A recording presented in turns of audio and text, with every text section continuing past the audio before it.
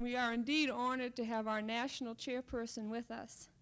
At the first convention in Iowa for women's rights and women's issues since women got the vote. The National Women's Political Caucus was started in July of 1971 in Washington. And the purpose was to awaken, organize, and to assert the vast political power of women who have over 50% of the voting potential in this country. The caucus is mobilizing the political potential of women by raising women's issues in every campaign at all levels of government, by electing women to public office, and by teaching women to be politically effective, and using the ballot to elect people who are sensitive to women's issues.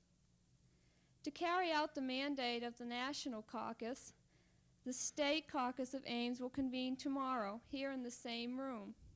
Sissy Fahrenholt will also be giving the keynote then. Jill Ruckelshaus from the White House will be our guest speaker at lunch. If anyone's interested in registering and coming tomorrow, we have a table at the back of the room. And any other information you want to have is there too. Frances Sissy Fahrenholt, chairperson of the National Women's Political Caucus, is a graduate of Vassar College and the University of Texas Law School. She is now assistant professor at Texas Southern University.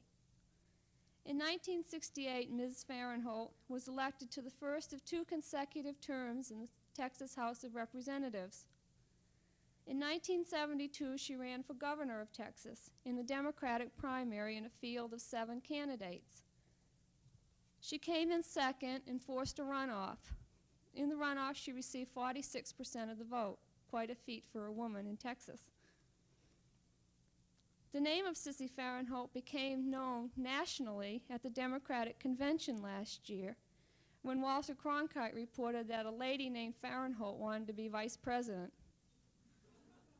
She came in second that night to Thomas Eagleton, receiving over 400 votes. Perhaps next time she'll be number 1.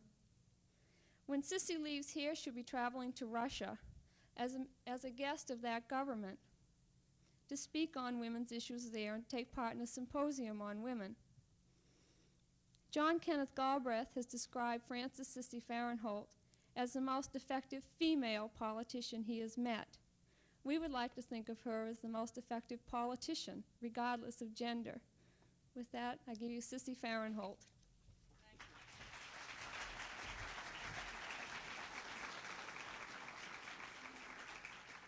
Thank you. Thank you very much. I can't help the occasion, can't let it pass without mentioning my introduction to John Kenneth Galbraith. I first met him at about 3 o'clock in the morning on Tuesday at the National Democratic Convention. We were still in session, you know, we turned the days into nights and so on. And he came galloping over, and is an incredibly conspicuous person, and introduced himself and said it was such a pleasure because it was the first time in 20 years there had been anyone in the Texas delegation for him to visit. He and the present chairman of the DNC, Bob Strauss, have never seen things in the same light, no more than Professor Galbraith and John Conley have. But in any event, it was an interesting experience. I said of that occasion, if you can't be a 6'8" delegate and see all that's going on, the next best thing is to be accompanying a 6'8" delegate, and you see more than you usually do. My remarks tonight, as I understand it, are directed toward the changing roles or the new roles of women in politics. Women have been in politics for quite a while. We look back on it, women have been workers in their respective political parties. But there has been a time on that ladder of promotion when the door was closed and in effect said, "For men only." And so this is principally what we're speaking about, what the caucus is organized to do something about. But we have to do some studying on our own part as women. I've learned that. And much of what I say has not come from a textbook. There have been no textbooks on the subject. But it's come step by step from my own experiences. So I think we sort of need to break it down to where we have come from as women in the political arena, where we are, and with some projections of where we'll be going. I think it's significant, too, that I really wasn't aware of even our role in history until I entered politics, found some of the things I found, wondered how in the world women were ever enfranchised. That came from my experience of being one woman in the Texas House of Representatives. I used to say on occasions I was very grateful that my enfranchisement wasn't up to that body.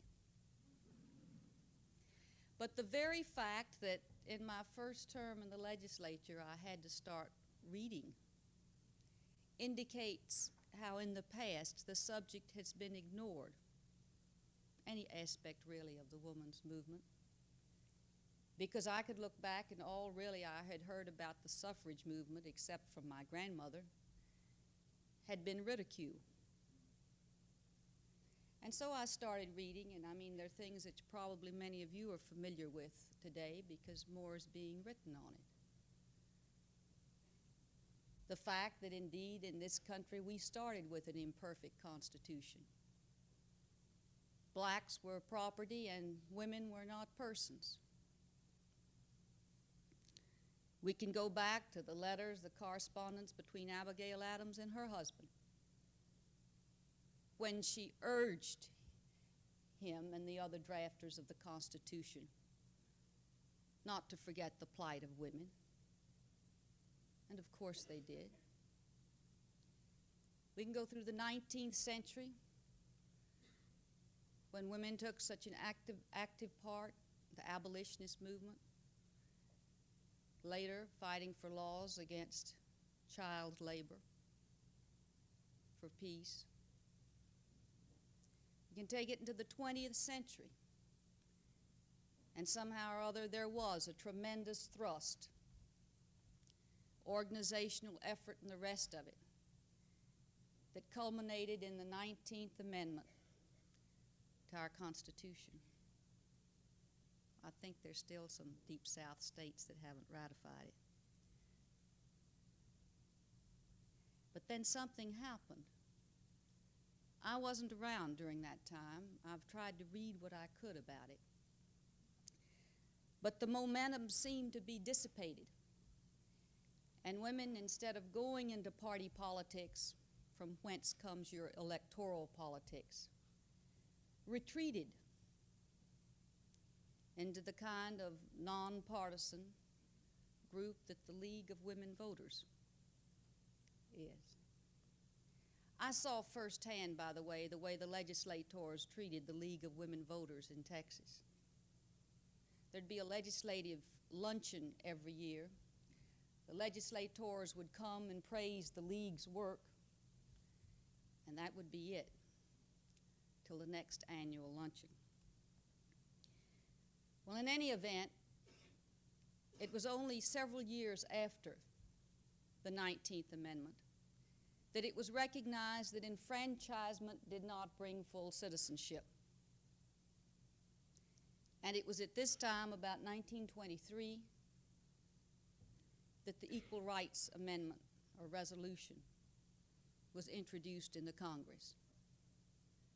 And of course, it was in the Congress approximately 50 years before it was passed out and on to the states for ratification. We've also seen something else, and I think it's had a lot to do with the present women's movement. I didn't come to the women's movement through employment. I came through it through politics. But we've seen the increase of women in the labor force from 5 million in 1900 to 37 millions or 39 millions in 1966. That's the last figure I have, and it's old. And women became aware. In the beginning, I think the awareness was isolated, perhaps, because there were really no figures to go to. We know now, for example, that women are paid 57% of what men are for the same work, and that that's actually a drop in 20 years from 64%. We know, for example, that in the United States today, only 7% of the women in this country earn $10,000 or more, in contrast to 40% of the men. And we know whatever the plight of women, and I think in many instances women today are second-class citizens, that minority women are third-class citizens. You can look. The figures will tell you that. So anyway, that's something of our background, and I think I would be remiss in saying what has helped perpetuate, I think, many of the kinds of attitudes that have been so destructive to the development of women simply as a human resource have been the judicial opinions of the United States Supreme Court. I started out my professional life as a dutiful daughter of the bar. I didn't stay that way long.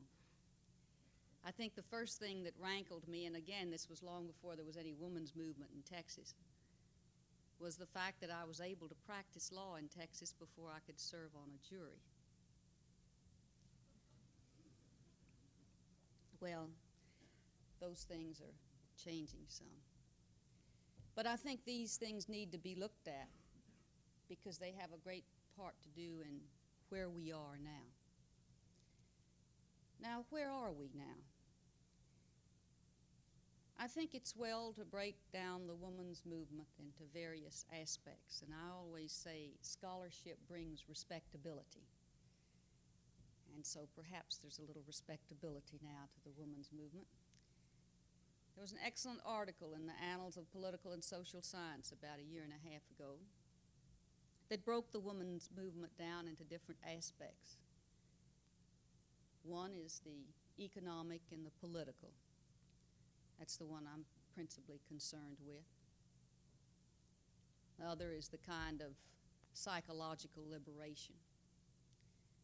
And of course, there's some interaction between them. But they are different aspects. I bring it up because I think what we have seen develop are what I call kind of signal words. And again, I think they're necessary for women's full involvement in our political process. One is awareness. Unless you're aware of the situation, you really don't know where you're going. And there has been growing awareness on the part of women. I suppose you would call Red Book magazine in the mainstream of American life. I certainly wouldn't consider it on the fringes. They had an interesting survey of 135,000 of their readers, women. And though the vast majority of them were not participating in the women's movement in any sense, the one thing they felt most keenly about in our society was the discrimination they felt directed toward women. And they went on to say that they felt that the women's movement would in time help their children? Well, probably just since that survey, some of those women are participating on one level or the other in the women's movement. What we're seeing in Iowa tomorrow and the next day, what I saw in Indiana last week, what I saw in St. Louis 2 weeks ago, and I could go on with the litany of the states of this nation, is a growing awareness on the part of women. And it's long overdue. Along with that awareness will come a need of assertiveness. We have been trained for so many years to avoid that term, aggressiveness. And so that's why I turn to the term assertiveness. Perhaps it doesn't have quite the emotional connotation that aggressiveness does. But assertiveness is required because any expansion of women's role in our society is a two-way street. And it's going to take assertiveness on the part of women, willing to take all the risks and responsibilities of full citizenship. And then there's a third characteristic, and I call that audacity. It may not seem audacious to you that are concerned with certain issues, that want to move forward on certain issues, but simply because you're going against some long-standing traditions, and in some instances, I think myths, it will seem exceedingly audacious to others. Well, where are we today insofar as the political arena is concerned? We've had 52 years of enfranchisement. We have fewer than 1% of women in this country in decision-making positions. We have no women in the U.S. Senate, no women governors. We've had 3 in the past, and they had all come in the footsteps of their husband. We have had, and I will say some of this is, I don't know which you want to put the cart and the horse, but we have had a 20% increase in women state legislators. Some of this, I feel, is due to caucus activity in some of the areas. I can speak particularly of Texas, where I served 2 terms as the one woman in the House, and there's 6 women now. But that's scarcely a beginning. I started trying to compile figures. This is one of the problems you have. So little attention has been given that you don't even have the fundamental figures to work with. So I started with Texas to find out what percentage of office holders were women, elective office holders. Of over 18,000 in the state of Texas, approximately 1,000 are women. That comes to 6.8%.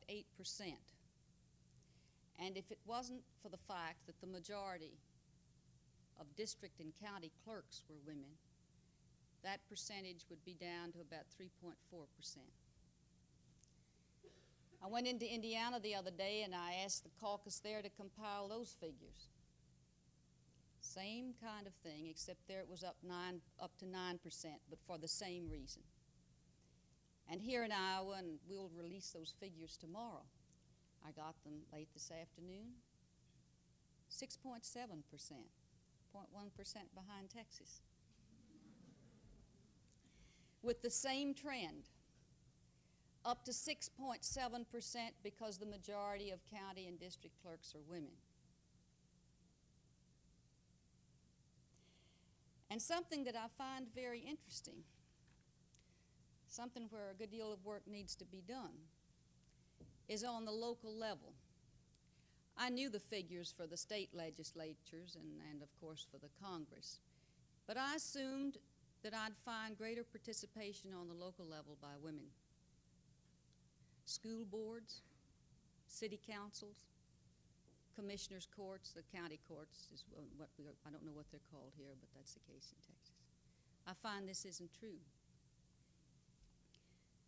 So where are we going?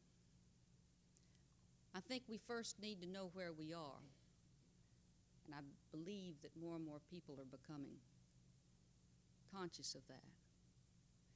You know, I often say women's issues are not the only issues, but they've been ones that have been long neglected. Again, I go back to the scholarship brings respectability, and would recommend to you an article I read in the Princeton Quarterly with how to bring feminine values into the power structure. If you look at our institutions today, all of them,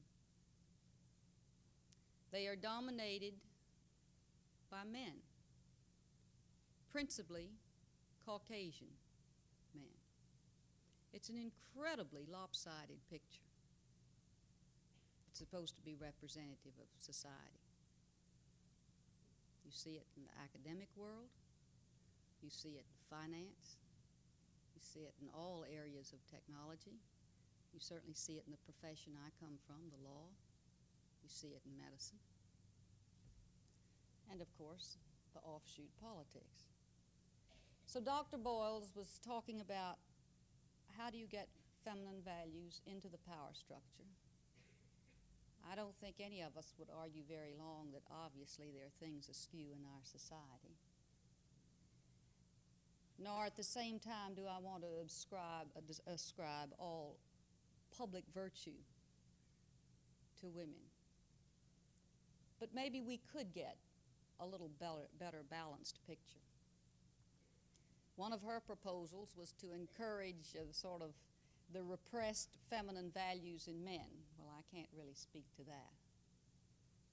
The other was for women to develop, and she didn't use assertiveness, she used aggressiveness to bring about, to be the spokeswomen, I guess you'd say, for the feminine values. And the third proposal she made, and of course the one that, again, I'm personally concerned about and what I think is one of the timely topics of the day, is bringing women into the political arena by holding public office. We have a long way to go. I think indirectly, someone asked me at a press conference today what effect I thought Watergate would have in so far as women running for office or whatever. And as I said, one of the things that Watergate pointed out, that there were no blacks, browns, or women in decision-making positions. But actually, one of the consequences of the Watergate revelations will be some form of public financing of federal elections, congressional elections, and presidential elections. And if that comes about, I think it will be very helpful to women candidates, because this has been one of the big problems, has been campaign financing. Not the only one. Earlier I mentioned the fact that some things that are taken for facts, I believe, are myths. And the only way they can be punctured is to challenge them. And one of those myths is that women won't work for a woman for public office or won't support her.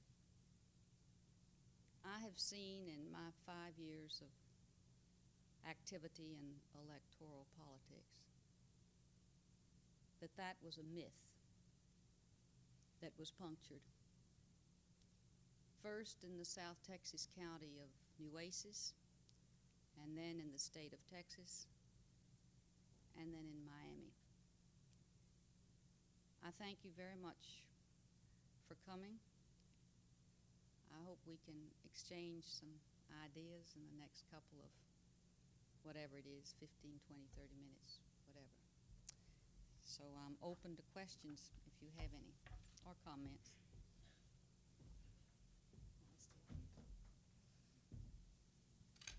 Anyone has a question? We're writing up in our national newsletter what the Iowa caucus has been able to put together. It's really very impressive. I think actually that the creation of the caucus is long overdue, and that this is why we find the responsiveness we do from so many different states. But I think probably that Iowa will hold the record as having the most encouraging beginning of any state caucus I've heard of to date. At least that's the way it looks on the eve of it, insofar as pre-registration is concerned and such things as that. And I'm fascinated by it because I came to Iowa for the first time last April to speak at the University of Northern Iowa. And at that time, there were some women in the audience that were asking me how could they get a caucus started. So we've seen this tremendous change in just these few months.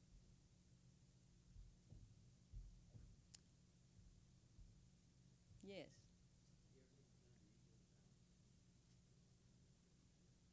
Pardon, what did you say? The question was, do I think it'll ever be equal between men and women in politics? Let me say what my goal is.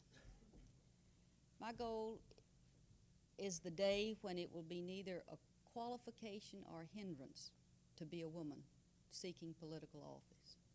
What we have to overcome, and again, it takes not only a change in attitude on people's part, but an assertiveness on the part of women, or a willingness to get into the political arena. And in many instances, women haven't been willing. But I hope the day will come when that's not even a consideration. But we've got a long way to go. You know, I was asked about that when I ran for governor, and I said very candidly that in '68 I had run as a non-woman. I mean, it was just terribly important, in other words, to stress my qualifications, that I was the only lawyer in the race, et cetera, et cetera. And I said I trusted by '72 I could just run as a person. You know, I got so concerned about being qualified.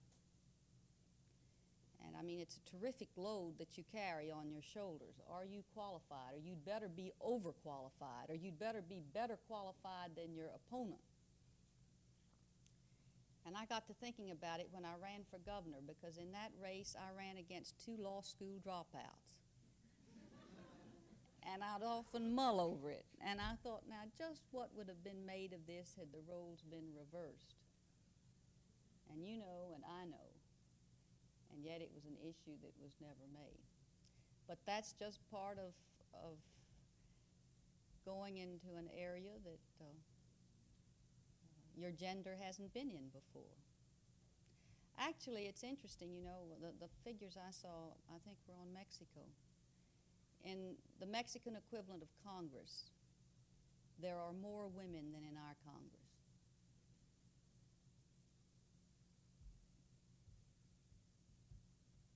Yes.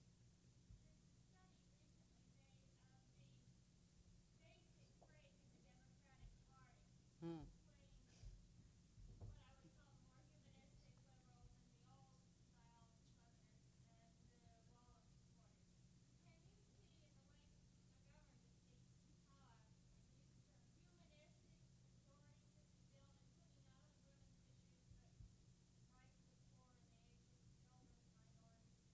I I frankly don't know where the Democratic Party is going right now. It's a grave concern to me, personally. The drafting commission is working now on rules for delegate selection. Actually, in many ways, probably the direction of the country will be going possibly from 76 for that time will be determined by what's going on in Washington today. I mean, that's assuming that the Democrats have a chance to win in 76. I mean, I want you to know what my assumption is based on. I'm concerned with, I think we need two parties.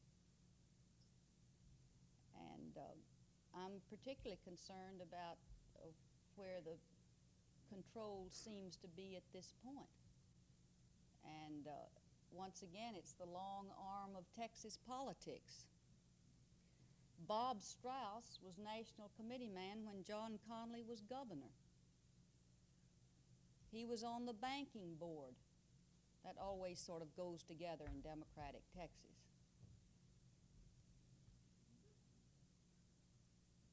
Benson has said himself that he'll vote for Connally if it comes to that in the Agnew situation.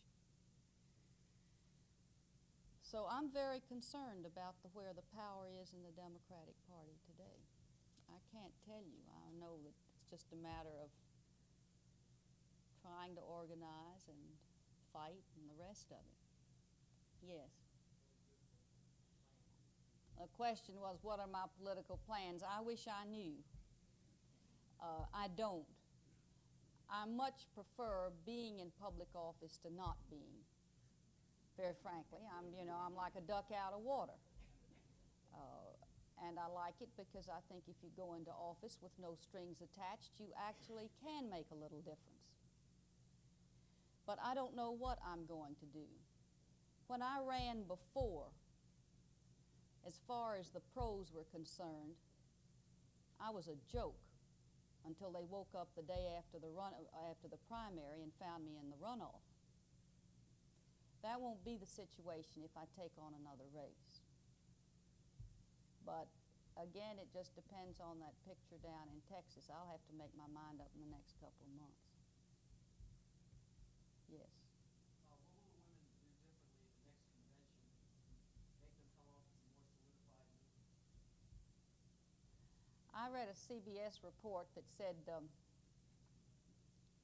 women didn't have power at this convention, but they did have visibility. And of course, I think probably visibility is the first step. I'll think one thing, that they will be more experienced in the ways of dealing and trades, very frankly. I actually was not participating in the Women's Caucus. I've actually come to it since the convention. So I know they had a great deal to do with delegate selection and with the fact that the percentages went up from 13% for the Democratic Party to 39 or 40% delegates. I don't know if that's going to hold with the philosophy or what may be the philosophy of the present Democratic National Committee head. But there's nothing like experience. And women have had some experience now on the national level. See, many of those women had been working in politics. You know, when the convention was opened up through the delegate selection process, those weren't new people coming in. There were people that were working that had never been able to get any place, though. I mean, I know from my own experience, lifelong Democrat that I was, that I had never gotten past a county convention until the year I ran for governor. And I wouldn't have had that opportunity had it not been for the new rules. Because down in Texas, we had a situation where up to 64 or 60% in 1964 of the delegates to the National Convention were elected or selected at large. I mean, in other words, nothing coming from the grassroots up. But it's going to be a big struggle. Yes? You mentioned early in your speech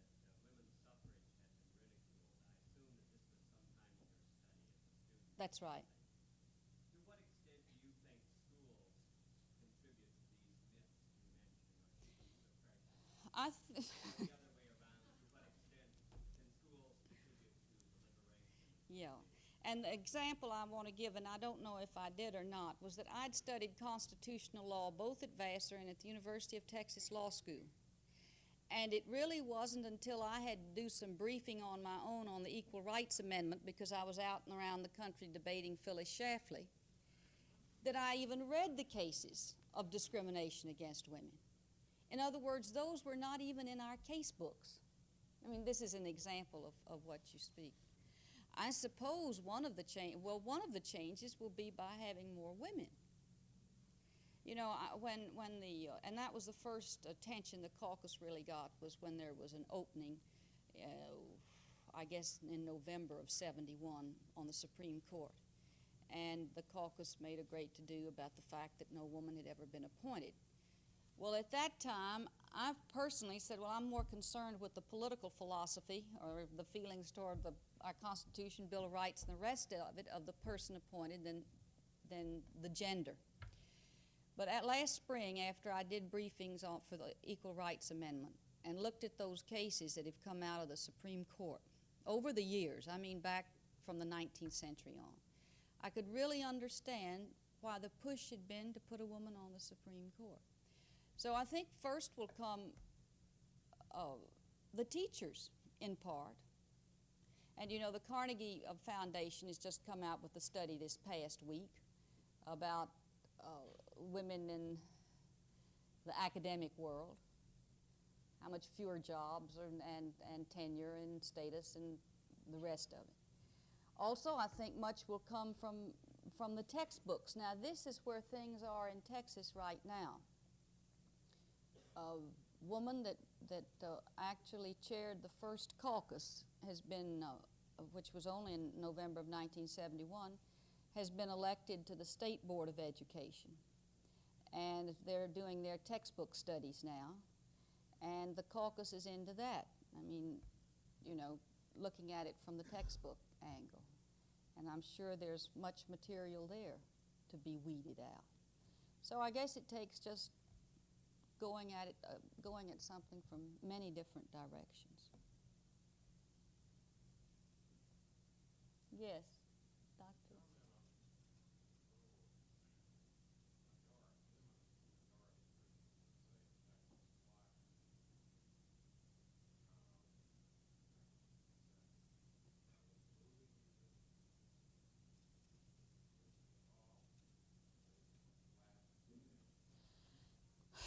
Well, actually, my interest in the women's movement started there. I was legal aid director of Nueces County back from '65 to '67. And I found, and I felt it even more keenly when I went to Austin, that the scapegoats of our society are the unskilled women and her children. They're at the very bottom of the ladder. I had hoped and hoped that we'll be able to work together. Actually, one of the greatest advantages of the Equal Rights Amendment is the kind of vocational training and on-the-job training that would be required, you know, to be open to women, to unskilled women, under the Equal Rights Amendment that we don't have today, for example. The Welfare Rights Organization, and frankly, I had hoped to work and had begun to work with George Wiley, who was the founder of that, who went on to establish the Movement for Economic Justice, who died 2 weeks ago in an accident. And it was just this kind of coalition that I had hoped we could get started with. It's difficult to generalize. I know I'm more familiar with Texas. And we have in Texas a third-party movement. I don't know if you're aware of it, called La Raza Unida. And, of course, it has devastating effects on Democrats. at the same time, I can understand how La Raza, the causes that brought about the development of La Raza. Why I bring that up is that women are playing an increasingly active part in that particular party. In other words, they're playing, they have leadership roles within that party that is really not open to them as much in the other two major parties. Yes. Do you think that the caucus ought to support any woman who's running or women who are express their views badly? Yeah, well, no, again, I wasn't around at that first meeting in the summer of 1971. As I understand it, there was quite a struggle over that. And the decision was made not to support a woman just because she was a woman. It would be one whose interests were directed toward humanitarian lines. In other words, that decision was made. I can't tell you about state caucuses, but I know that was the determination made by the national caucus. Yeah. After all, you know, as I say, I don't ascribe all public virtue to women. You remember that woman that made lampshades in Germany? Yeah.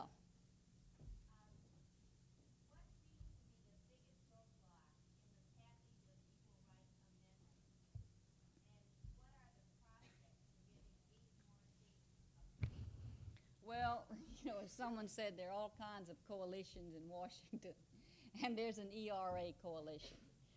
Now, again, I didn't come into this because Texas passed it early, the first week or so, just as Iowa did, before the so-called backlash came along. I don't think we've ever really found out. I've heard a lot of rumor, but nothing that I can substantiate about really where the opposition comes. I'm not talking about Mrs. Shafley, and I'm not talking about Women for Happiness, Inc. I confronted them in Nevada. I'm talking about, I think there was more organized opposition to it than that, but I don't know where that is. Well, I think the proponents will have to counter it several ways. One is in the area of public education. One is in the area of discussing with women the value of having it. In the area of disputing, if you want to put it, some of those unfounded statements of Mrs. Shafley. That's one. That's a kind of public education thing, and I don't think much of that had been done. The other is the form of lobbying on the state level. Now, I've served long enough in the legislature to know that legislators zealously protect their positions or their responsibility or what have you. And I don't think that you really sell much to a state legislator by saying this and this and this national organization supported the ERA through the Congress. This is the kind of thing I kept running against. As far as organized opposition, and I guess I went into, I don't know how many states that were having problems and so on. The thing I think that hurt the ERA was the opposition of the AFL-CIO. Frankly, I didn't know about it till I started going into states and saying, you know, where are your union people? Well, they weren't around. And that's because principally on the state level, it's the state AFL-CIO that does the lobbying. Now, whether that's going to change or not, I don't know. But I think that that was a big factor. Not in your deep South states. I'm not talking about that. I mean, you know, we could still be holding our breath over the 19th Amendment down in some of those places. But I'm talking about Illinois, Ohio, Maine. And I hope we'll see a change of stance on the part of the AFL-CIO. I don't know. I think they're meeting in October. Yes?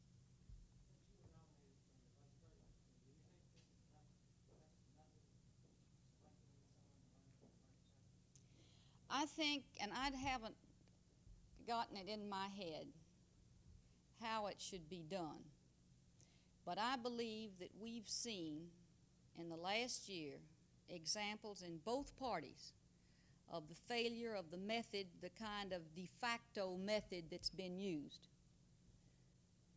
equally in the Republican Party as in the Democratic Party. And what I refer to in the Republican Party is, if the Newsweek or Time account is correct, that the president was aware that Agnew had problems prior to the 72 convention and went on with that selection. And certainly in the instance of the Eagleton selection. Now, how it's going to be done, and once again, there's been a commission named, but I don't think it's even met in the Democratic Party on the mode of selecting a vice president.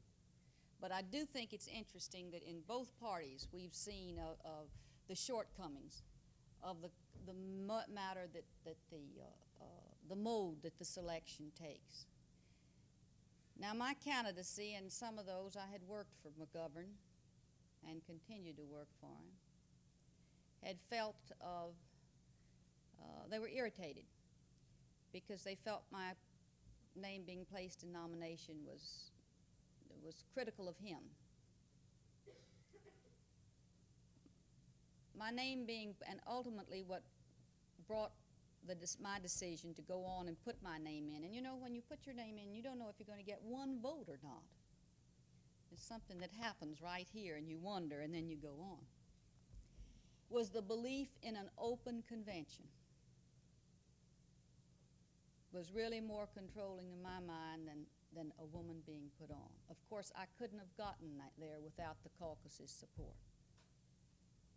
But I think we're going to have to find a new way of selecting the vice president, but I haven't come up with even a suggestion on that yet.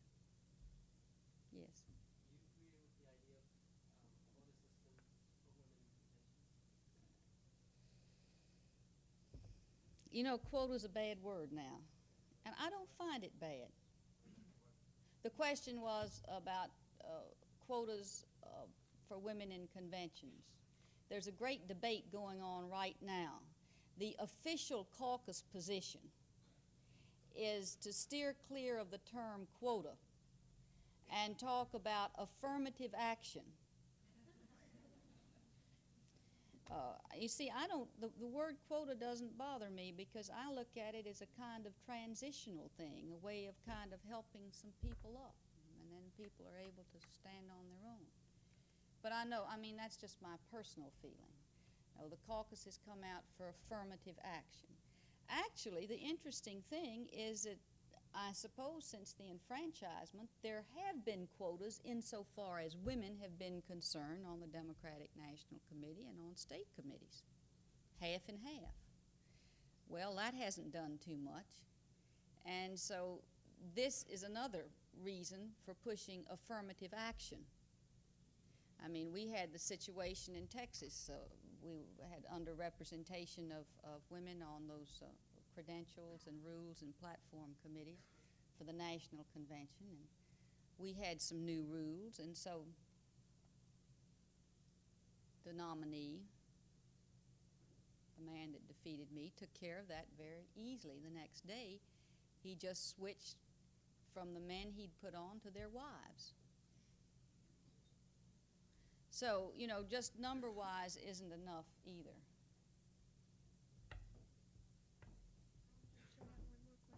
Pardon? There are caucuses in 49 states and in the District of Columbia. And I was asked that today, and we have a Puerto Rican caucus, and I'm not sure whether that is the Puerto Rican interest group from New York or whether it's from Puerto Rico itself. But there are 50 caucuses all told. Maine and Iowa are the two new ones. They've come in since I've been in office. Thank you very much.